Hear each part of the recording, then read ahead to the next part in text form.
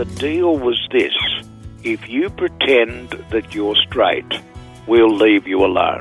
Johan and I observed those rules.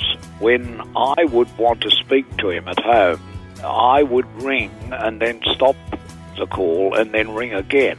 Well, there was a code, and he knew that the person on the other end of the line was me, and he would answer the phone. Otherwise, he wouldn't answer the phone, because then people would wonder, who's this man with a strange foreign accent? Why is he in Michael Kirby's home? Welcome to Separate Bathrooms. I'm Brahe-Daddo. And I'm Ali's husband, Cam. I caught that. I saw what you did there. What? We are a little hoarse this morning, just slightly. I'm feeling almost hungover, even though I know it's not that I'm hungover. Well, you didn't have a beer. I did not. You had a pie. I had a lot of screaming to do. You did. Yeah. We were at the footy. Yes. The AFL, watching our team, the Bombers, play. They were sensational. So good. I'm so in awe of these footy players, and from the other side as well. Yeah. Good teams, both of the teams. Athletes. They're incredible. Commitment, their bravery and courage.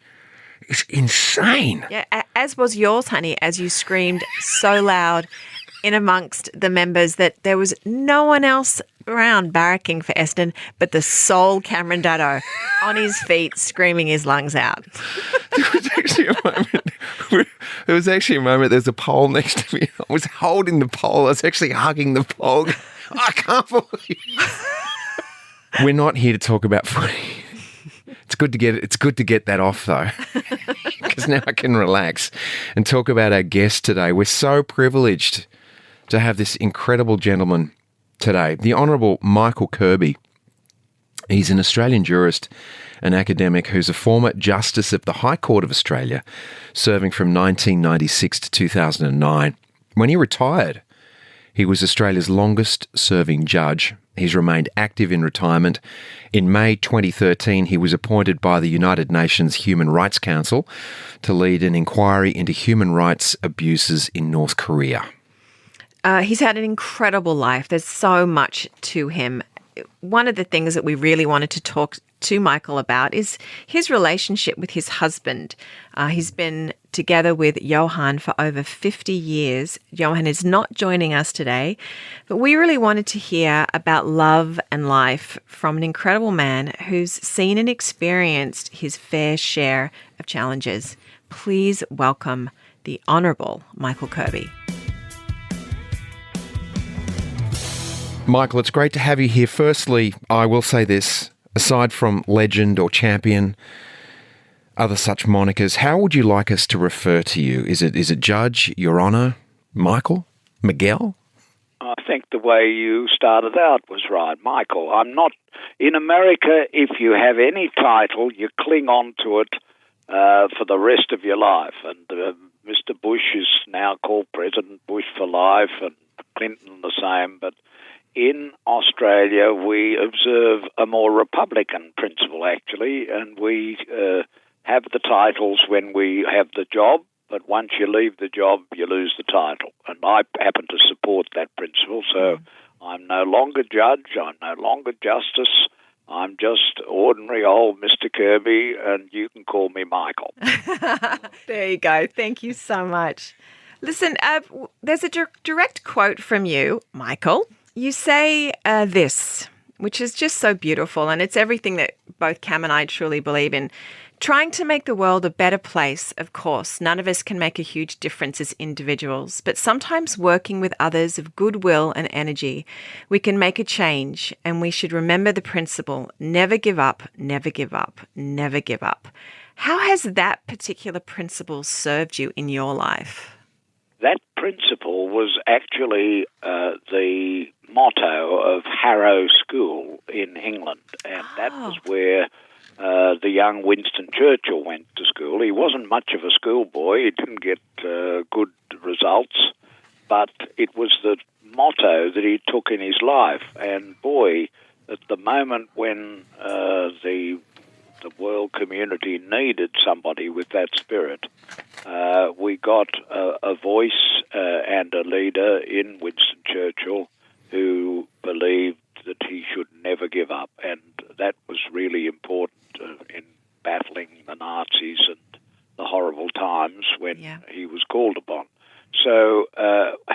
I done? Well, I think I've done reasonably well. And in fact, I believe judges on the whole perform to the same principle. They have a problem. Their job is to solve it as justly as they can and in accordance with the law, and to do it uncorrupted and independently, and that's a very good feature of the judicial branch of government, and that's what I've tried to do, and that's what I believe the judges in Australia and magistrates also do. Mm. So, in your life, you've been together with Johan for over 50 years. And when you were first together, did you ever see the right to gay marriage becoming an actual possibility? We didn't really talk about it or think about it. To be completely honest, if you have a good relationship and a loving relationship, that is what is precious. Having a piece of paper from government telling you can have that relationship is not absolutely essential. There are plenty of people who have good relationships who don't have marriage, and there are plenty of people who have marriage who don't have good relationships. Yeah. So we really didn't think it was essential. We didn't think it would come in Australia, but it came, and that shows you can change things, and you should never give up trying to build a kinder and better and more inclusive society. Yeah, absolutely. And back in 1974, when the Crimes Act did actually change, and it was no longer a criminal offence to be gay. You were already with Johan. Was there any toll that hiding your relationship did that take any toll on your life or your relationship at the time? Looking back on that now, looking back, it took some toll because you had to pretend. Actually, the deal was this: if you pretend that you're straight, we'll leave you alone. Yeah. And what you've got to do is to be thoroughly, completely, and lifelong ashamed of yourself, and therefore to pretend that you're different from yourself. And if you do that, then there'll be no problems. But that rule was enforced pretty rigorously, as you say, because there were criminal laws that punish people, weirdly as it may seem today, for simply being themselves and seeking love and companionship and affection. That was criminal, and those criminal laws were enforced in an intermittent type of way. But Johan and I observed those rules. When I would want to speak to him at home, where he lived with me for 52 years in all up to date, I would ring and then stop the call and then ring again, so that there was a code, and he knew that the person on the other end of the line was me, and he would answer the phone. Otherwise, he wouldn't answer the phone, because then people would wonder who's this man with a strange foreign accent? Why is he in Michael Kirby's home? So that was the deal, and everybody knew the deal, and most people observed the rule. And it really was in 1974 in New South Wales, and 1998 in Tasmania, the last state to change. Wow, that's not that long ago. The law was altered. When you said it was dealt with intermittently, what do you mean by that? Well, the police commissioner of New South Wales in the 1960s, I think, or 70s, was Colin Delaney, and he was a hard-working police commissioner, but he went around saying there is an epidemic, and it's a dreadful epidemic, and we've got to stamp it out. And the Attorney General in the government of the day, a Labor government, was Reg Downing, whom I later got to know as a barrister when the Labor Party lost our government and the Askin government was elected. He said, there's an epidemic and we've got to stop it. And they reopened the old colonial Cooma jail in order to fill it up with gays. And I think it's the only prison in the whole world that has been dedicated to imprisoning gay people. So Mr. Delaney would set the most handsome young policeman to go around at various so-called beats where he would trap gay people, and then they would be prosecuted, and then they would go to prison for homosexual-related offences. And so this was the reality. And you asked me, did we feel the burden of this? Well, of course you did. Yeah. And very soon afterwards, in the 1980s, the HIV/AIDS epidemic came along, and so there was a double whammy. You had both the challenge of your sexuality and the challenge of that particular pandemic, the AIDS pandemic. And so these were really hard times.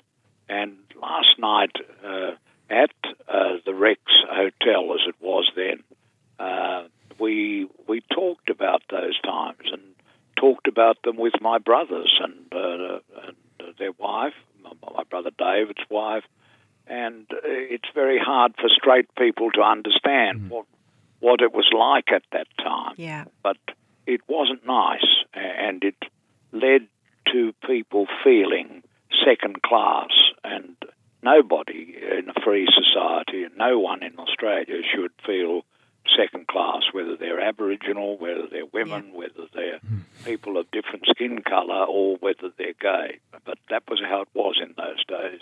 Yeah. We, our son is gay, and I remember when he initially told us and said, yes, I am. And we'd already suspected for many years.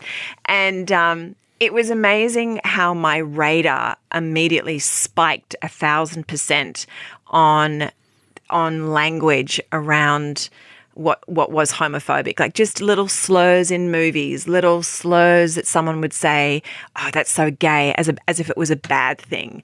And it was such a shift for me. I mean, we grew up as a family very, very conscious of being embracive of gay, straight, anyone of colour, as did our son. But even in the moment that he told us he was gay, there was a shame that he felt which just broke our hearts, because he wasn't raised that way, but just the sheer fact that society still held homophobic beliefs, he had ingested that in some way, shape or form. And it's been such an interesting time as a parent of a gay person to go through that. So, I can't imagine what it's like being, particularly in the age that you grew up in. He's very fortunate to be gay in this day and age. There's so much more rights for him, but it's been a very eye-opening experience for us. Well, your son was lucky to have both loving parents and parents who were aware of the world and of this relatively minor variation in nature. Charles Darwin, in writing on the origin of species and why so many species grew up and how they developed, including from one species to another, said that the key principle in evolution was the rule of variation. That's chapter 4 of the evolution book, Origin of Species. And therefore, it exists in nature that there will be variations. And one of these variations is a variation as to sexual orientation. Yeah. And often you find, if you look at the family tree of families with a gay person, that out there, a generation back was an auntie who never got married. Yep. Yep. Or a couple of generations back, there was an uncle who never got married, and often they were people who worked for a larger community. And I think that in my own case, being gay has encouraged me, and also Johan, to try to improve the world in little ways, in community, as distinct from in a nuclear family, which is what we grew up in. We grew up in a loving, close, strong family, and we were out there in the King's Cross in Sydney last night having a wonderful dinner with my family. Yeah. But you've got to have love, and if you've got loving parents, and especially if they know a bit about the science of human variation, then it's no big deal, and you just got to get on with life and do the best you can with it, and that's basically what Johan and I have done. But we were very lucky to discover each other.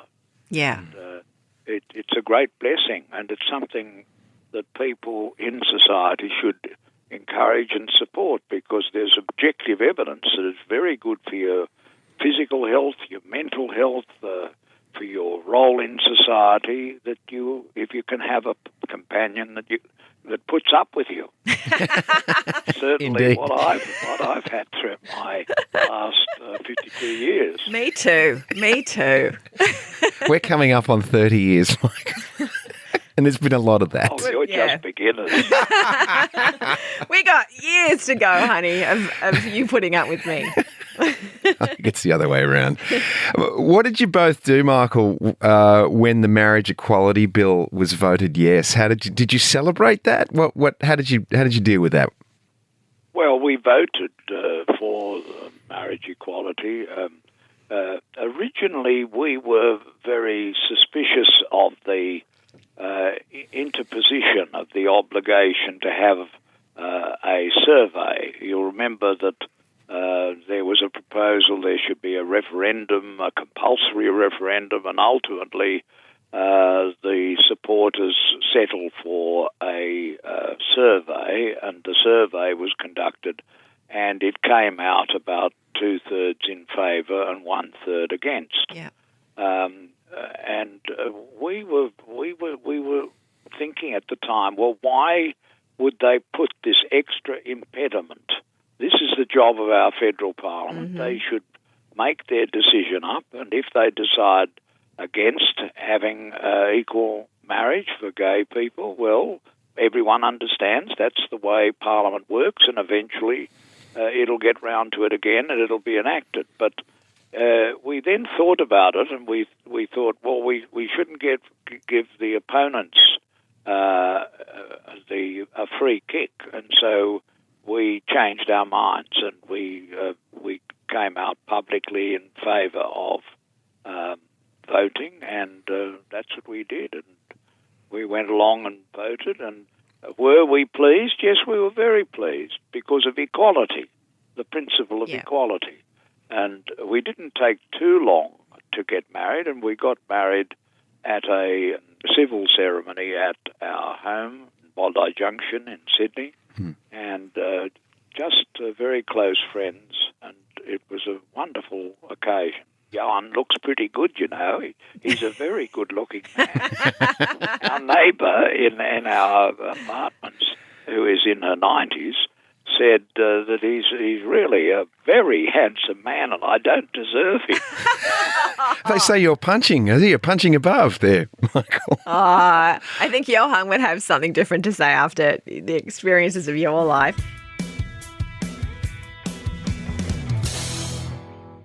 Must have been a heck of a time back then in the 90s. There was so much mixed messaging around AIDS, and amongst the straight people, there was a lot of jokes, and it was definitely a gay disease, and so it must have been awful having projections levelled against you guys at that point. Well, how was that? It was horrible to have the projections levelled, but it was also horrible to be in a community where very close friends were they'd come to a dinner party with you, and then a week or so later you'd hear that they were HIV positive, and then at that stage the antiretroviral drugs were not available, and the suffering was enormous. Yeah. And then there would be the funeral, and I got invited to a lot of funerals because as a judge I was sort of available to add a touch of respectability, as they thought. But you'd go to the chapel, and there on one side would be the blood family, and on the other side would be the gay family, and people who had been close to and friends with, and who were losing their friends, so many of them. And Johan and I, at that time, I'm talking about the late 80s, early 90s, we counted 12 very close friends of ours who died. And it was a really cruel and difficult time. And of course, worldwide, it wasn't in any way confined to gays, because this is just a human virus. Yeah. And worldwide, the impact was on straight people as well as gay people. But in Western countries, because it got into the gay community, it tended to affect the gay community more than it did the straight community. And so it was a double burden, and in a sense mobilized gay people to say enough is enough. We've had enough of this denigration and hatred, especially from churches, and we're not putting up with it anymore, and things have got to change. And I think, in an ironic way, HIV contributed to the determination of gay and straight people to finish the irrational hatred of gay people that existed at that time, and sadly in some circles still exists today. Yeah, that's a good point, that you can come away with something positive from that time. Now, with gay marriage being legal and you and Johan are fully out in the open with your sexuality, has there been any shift in the relationship for the two of you? I know you've been together for so long, but did that, once gay marriage, there was the yes vote and you owned it, as I say, out in the open, could you feel anything different between the two of you? Was it easier? I'd like to say that we did, and that this was wonderful and changed our lives altogether. But remember that by the time we got married, we'd been together for about 45 years. Yeah. So it was getting a bit late for the confetti. Right.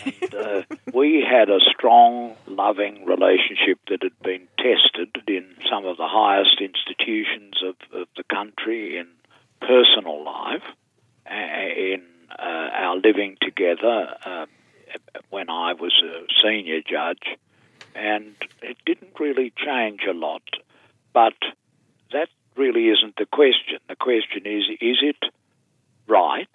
Is it an aspect of equality of citizenship? And is it helpful to people who are younger, who need an affirmation and a confirmation and equal legal rights, so that they can enjoy their lives to the full as lifelong partners? And I think the answers to those questions definitely is beneficial. Yeah. So, but it would be a mistake, and I think a lot of Americans tend to make that mistake, to say, well, you have to have gay marriage, and that's really the essence of it, and once you've got that, the battle is all over. Well, the battle isn't all over. Mm-hmm. There's still a lot of injustices in society, in its attitudes, and in the law, and these have to be changed. And marriage doesn't change everything. There are lots of other problems, including, in some respects, of young people in schools or in social groups where they cannot be themselves fully.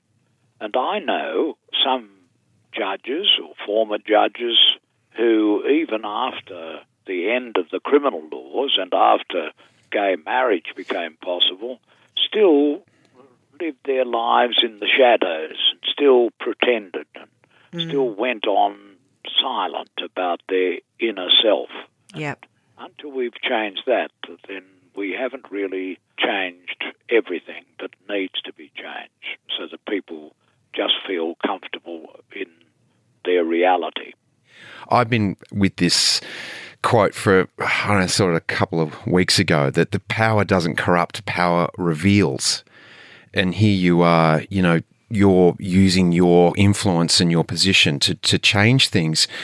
You've been a defender of many things in your lifetime. You mentioned the LGBTIQ rights and HIV and AIDS and animal welfare, just to name a couple. What drives you to fight for the underdog?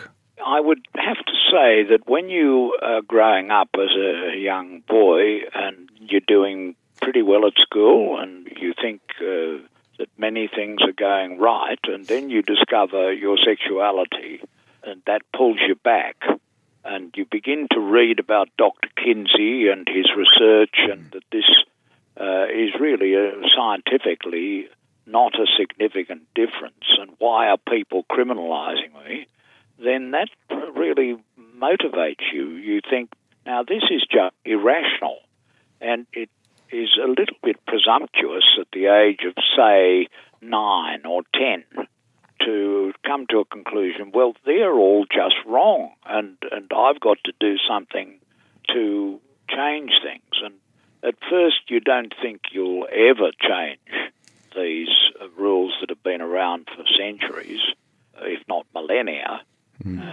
but eventually you stand up and say, well, I may not succeed, but I'm not released from the obligation to try. And actually it was Johan who told me, and I can still see the picture, it was in the kitchen of our home, which was then in Rose Bay in Sydney, and he said, how long do you think you're going to be in public life? And I said, oh, well, I'm 60 now. And he said, no, it's time for us to stand up. And he's from the Netherlands, and the culture in the Netherlands is what I'll describe as a bit brutalist. They are very honest to each other and very in your face. And so it was Johan who said, we've got to stand up so that young people who are coming behind us don't have the same problems as we've had. And then AIDS came along, and that gave an extra dimension and an extra reason why we should be standing up. And so, in a way, my sexuality really contributed to our determination to do our bit to help change things. And of course, you can't change much just as an ordinary individual, but you can play a part, and that was what Johan insisted. My answer to his question was, oh, don't you think we should leave this until I've finished being a judge? And his answer to that was, no, definitely not. We've got to stand up. Too many tears on the pillow. They've got to stop. We've got to do something. I think I might be a little bit... He was absolutely right. Yeah. I think I might be in love with Johan as well, Michael. Yes, he's very lovable. Yeah. He's just very shy. If you were meeting a young couple who just got married yesterday, what would your tips for a long-lasting relationship be to them? I often get asked this by straight couples and gay couples, and I always say you've got to have one of the couple who gives in. You've got to have somebody who surrenders. You've got to have somebody who, when the crunch comes and there's no speaks, because that happens in every relationship. And when one person thinks the other has been terribly unfair, you've got to have somebody, one of them, who says, well, I'm sorry that this has happened, and I'm sorry for what I've done that was wrong.